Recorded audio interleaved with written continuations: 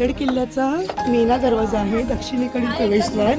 याच्यातून फक्त महिलांना प्रवेश होता, महिलांच्या मेन्यांना.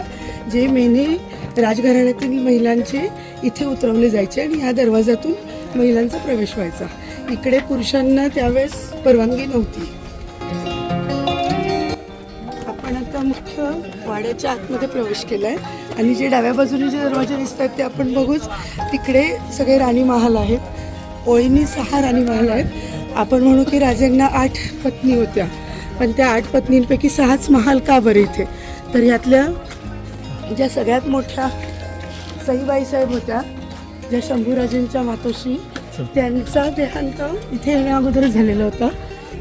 आणि दुसऱ्या पुतळा राणीसाहेब ज्या जिजाऊ मासाहेबांच्या सेवेसाठी गडाच्या खाली होत्या, त्यांचा महाल आणि जिजाऊ महाल खाली आहे. गडावर 6 राणी महाल आहे.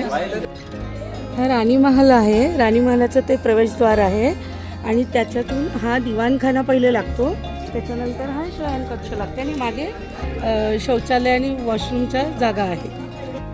ही राणी महाल किंवा राजवाडा जो दिसतोय त्या जेवढं दगडी बांधकाम आता उरलेलं आहे त्याच्यावर 2 मजली सागवानाचं लाकडी बांधकाम होतं जे उद्ध्वस्त झालेलं आहे.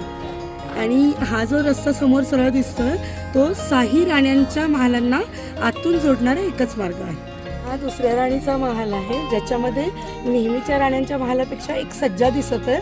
तो काहीच महालांमध्ये आहे, नाही तर सगळे वाडे सारखेच आहेत.